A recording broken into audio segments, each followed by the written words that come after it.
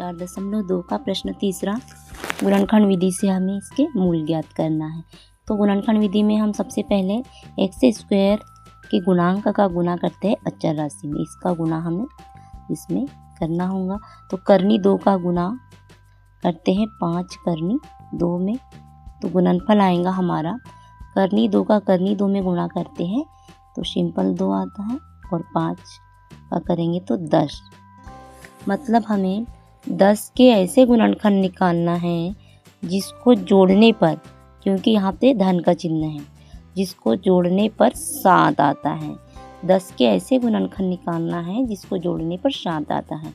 तो 10, एक तो 10 के पहाड़े में, लेकिन 10 और 1 तो 11 होता है, इसलिए ये गुणनखंड हम नहीं ले सकते। एक आता है 5 के पहाड़े में, 5 गुणित 2, 5 दूनी 10, और 5 धन 2 करेंगे तो आएगा हमारा 7। मतलब ये हमारा राइट है गुणनखंड, इसे हम ले सकते हैं। तो यहाँ करनी 2 जैसा का वैसा, धन 7 के स्थान पर हम क्या लिखेंगे 5 धन 2, धन 5 करनी 2 बराबर 0।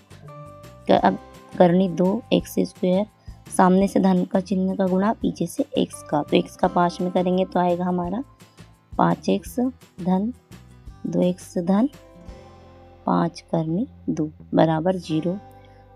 करनी 2x, 2 के ब्रैकेट बना लेते हैं हम, 2x² धन 5x, इधर भी 2x धन 5 करनी 2 बराबर 0।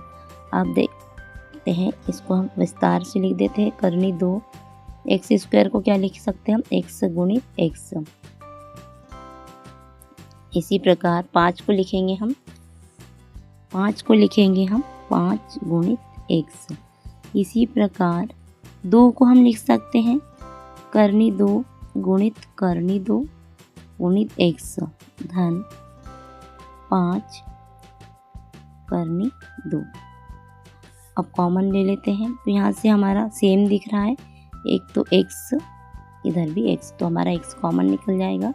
तो अंदर ब्रैकेट में बचेगा करनी 2x धन 5, इधर से हमारा करनी 2 कॉमन निकल जाएगा, तो अंदर बचेगा ब्रैकेट में करनी 2x धन 5। तो हमारे ये दोनों ब्रैकेट सेम आ गए, तो इसको एक बार लिख देते हैं हम, और जो कॉमन निकाला है उसको एक ब्रैकेट में लिख लेंगे, x धन करनी 2 इक्वल 0। एक बार इस ब्रैकेट को 0 के इक्वल में ले लेते हैं, तो हमारे 2 मूल निकल जाएंगे। x बराबर इसे ऋण 5 बटे करनी 2, दूसरा x धन करनी 2 बराबर 0, तो x बराबर इसे माइनस करनी 2। तो ये हमारे 2 मूल निकल गए। प्रश्न क्रमांक तीसरा।